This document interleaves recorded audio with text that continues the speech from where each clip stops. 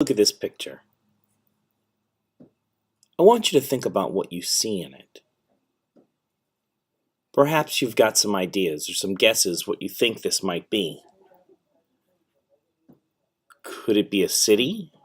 A military base? Is it a picture of the ground? Is it in the desert? A spot full of dirt?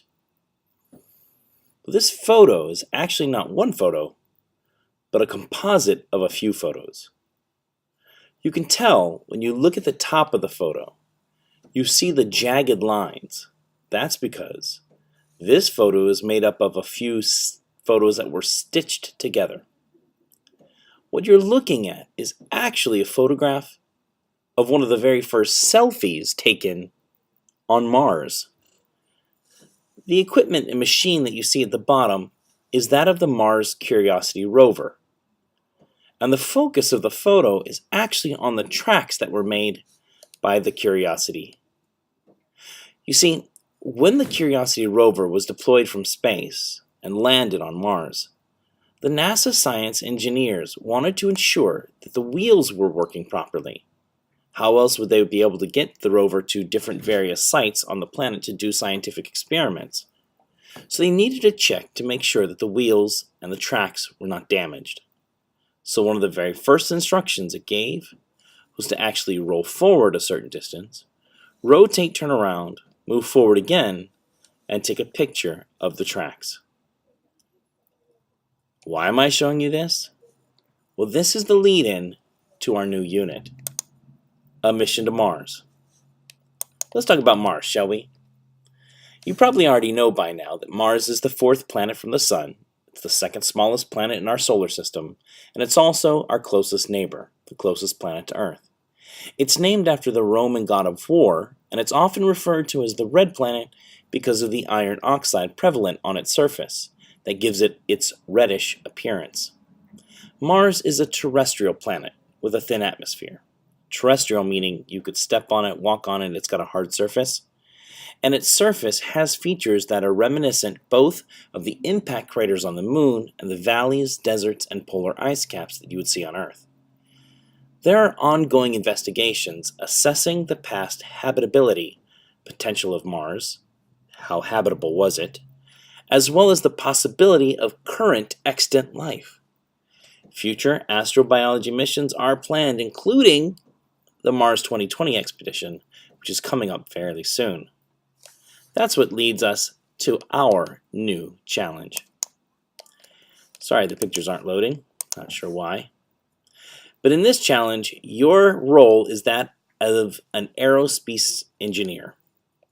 Your company is trying to win a contract with NASA to produce a transport vehicle for the next mission to Mars.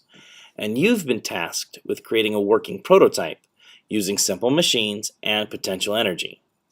You have 1 month to design, build, and present your prototype before the board. And your company is just one of 50 or more other companies working for this contract. No doubt by now you've got a whole bunch of questions that have started to form in your mind. If I were you, I'd take a moment, pause this video, and start writing them down.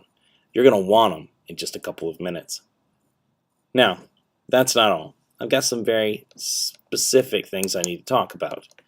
But chances are, after looking at that information, you've already started to wonder for yourself, what is aerospace engineering? Or what does Mr. Connors mean by transport vehicle? Or are there certain parts I need to be aware of? What does he mean by working prototype? And while I know most of you know what simple machines are, maybe you might need a refresher on how they work, or why we use them, or more importantly, how we compare simple machines against each other to see which ones are more efficient. And what happens if we start combining simple machines into more complex machines? I hope you've got all those questions. So, I've got some other things that I want to share with you. When I talk about the fact that you're going to be making a transport vehicle, what I'm making reference to is the fact that your vehicle that you're going to build yourself needs to be able to travel. Not just a little bit, it needs to travel to at least 3 different various locations. Research Site Alpha is going to be 1 meter in distance from the landing spot. Research Site Beta will be 2 meters in distance and will need to travel an additional 1 decimeter in positive elevation.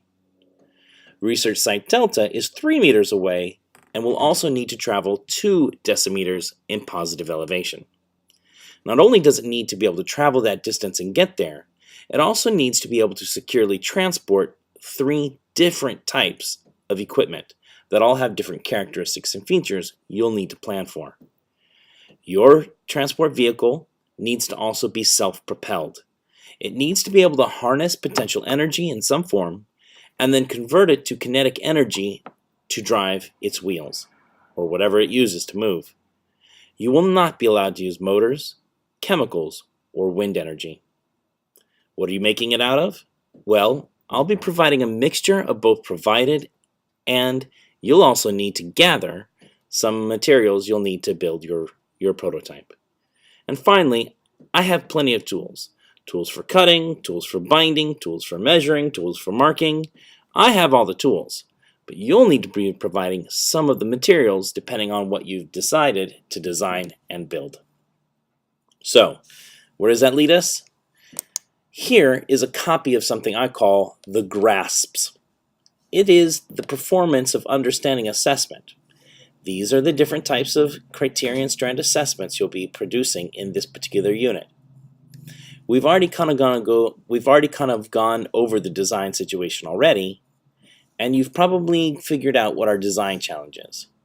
Know this, that by the time you leave our class at the end of this unit, my hope is that you understand 2 ideas. One, that building prototypes prevent costly failures. In fact, you're going to be telling me about that a little bit in just a moment.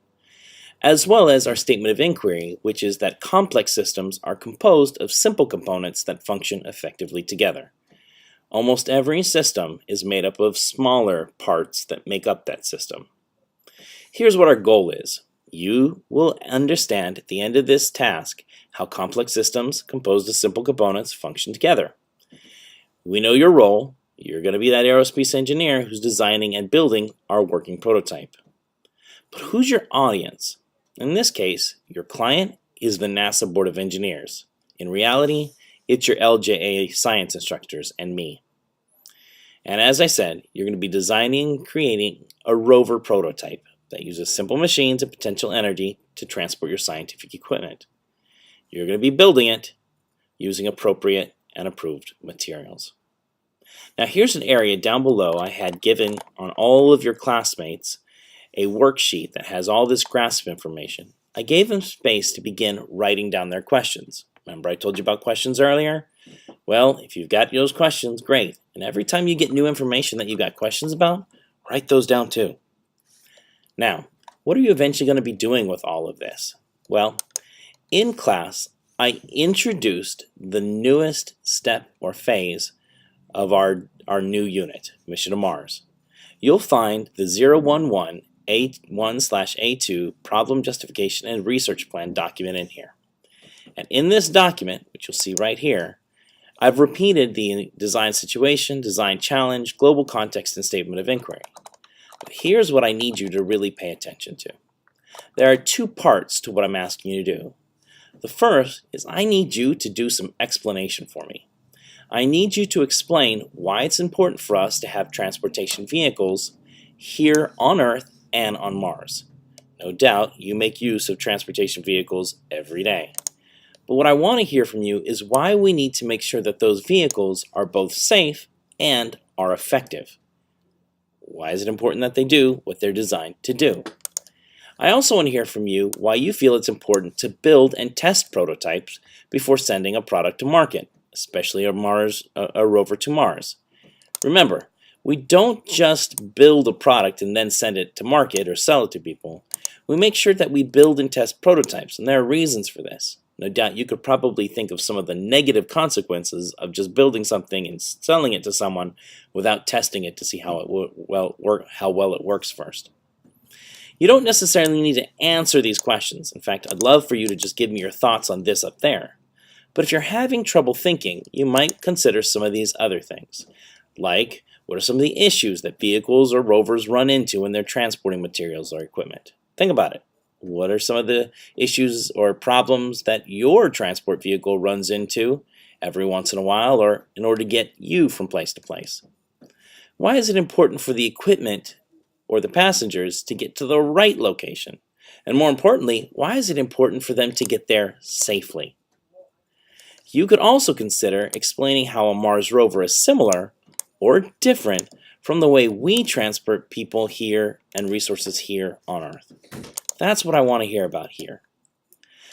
Finally, all those questions that you have, they're going to form the basis of our research plan. Notice I only have 4 spots. If you want to add some more on, you just have to hit the tab key to create more. Chances are you've got some questions. If you do, here's the place you're going to post them. You don't need to start doing the research yet. This is actually not the place where we're doing research. It's the place where we're planning to do our research.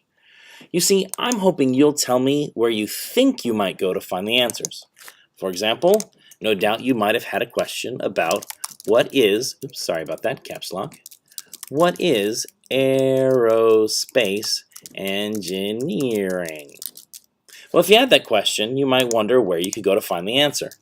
No doubt you probably might be able to find an expert, right? Who would be a good expert? Maybe an aerospace engineer? Maybe you could talk to somebody from NASA, interview them. Now, that's not very likely, but it is a potential source. Maybe you could go and find a website. Who do you think might have a good website for us? Because you're not going to just tell me Google or internet. I don't doubt probably NASA would have a pretty good web page about aerospace engineering. Or you might even be able to find a book in our library. So you might say, I'll visit the LJA library to see if we have any books on space and engineering. Right? These are all potential sources where we might find that answer. Let's think of you possibly trying to find out whether or not will we be able to work in groups? Now, chances are you're not going to be able to find that information in a book or a website. Probably the best place to find that information would be by interviewing your instructor. Right? Now, you don't have to do this research yet, but you should plan out the best places to go to conduct this research. At some point, you might find you have a lot of questions, and we may not just narrow down the questions to find out which are the best ones for us to find the answers to. Which ones are the most important, and which ones could we find out later? Your task for right now is to just list out all the questions that you have that you think are important to know, and then give me some indication as to where you could potentially find those answers. So, here's your rubric. I'm hoping that you're going to explain and justify for me the need to a solution to a problem, aka how do we get our equipment safely from point A to point B.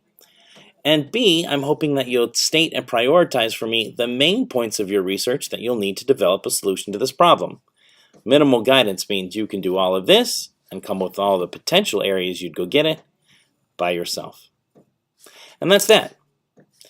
For those of you who are in red and blue section, yours is technically due on October 31st. For those of you who are in green section, yours will be due on November 1st. Hopefully, you understand a little bit more about what you're going to be doing this semester, or this unit. I can't wait to actually have you build your rover prototypes. And we're going to spend a little bit of time in our next class looking at some of the potential designs you might learn from by looking at some of the past rovers that students have built. Anyways, I wish you luck with this, and I'll talk to you soon. Aloha.